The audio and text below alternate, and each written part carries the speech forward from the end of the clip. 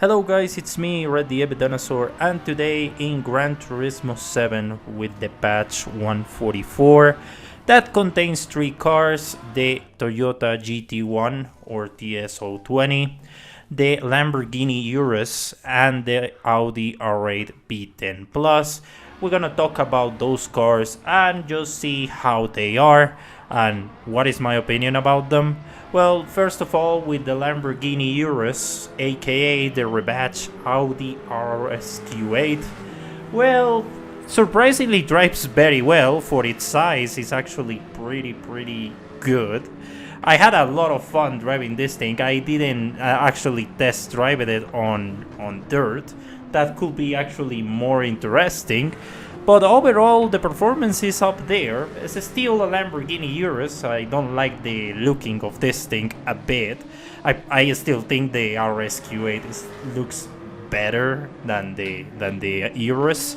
And for me, the Urus is like one of those vehicles that is just for rappers and rich soccer moms that they don't know any better about vehicles and they just buy a cheap Lambo because they don't have more money for the cool Huracan or even an Aventador. It's just, you know, it's just your bread and butter car. But some people like it and it's fine for me. Let's move on with the Audi R8 V10 Plus.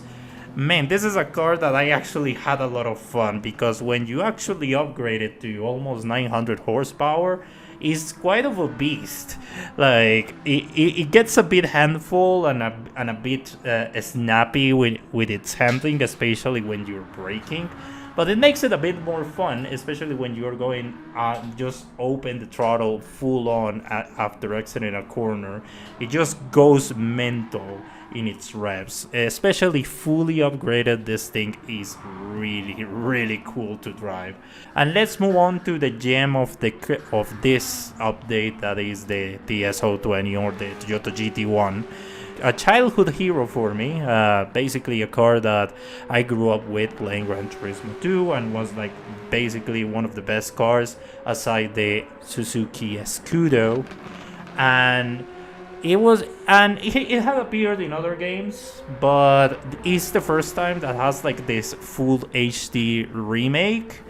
And it looks fantastic. It's a really nice car to have. This car actually is one of the best performance cars in its class, the GR2 class. It's a bit OP because it kind of drives more like a GR1 or basically the LMP category of Gran Turismo, but it's in GR2. And it is a bit OP in its class. I drove it a bit on one race, and it was quite cool. The handling is there, the sound is marvelous, and again, having it full HD is actually just amazing. And I'm glad that this car is in the game because, well, it has a lot of weight in history, especially for Gran Turismo. And when this car had quite of a bit of a tragic story on Le Mans because it was so close to win, but basically due to problems and technical stuff, it didn't just achieve it. But thanks to Gran Turismo, I think this car actually got more fans than ever. And nowadays, well, having the remake, it actually pays a lot of homage to this history of the game. And it's something that I'm very glad to have right now. But that's pretty much it for today. Leave me in the comments what do you think about these 3 new cars. What do you think about them overall, if you like them, if you not. And yeah, that's pretty much it for today, guys. Thank you very much and see you on the next one.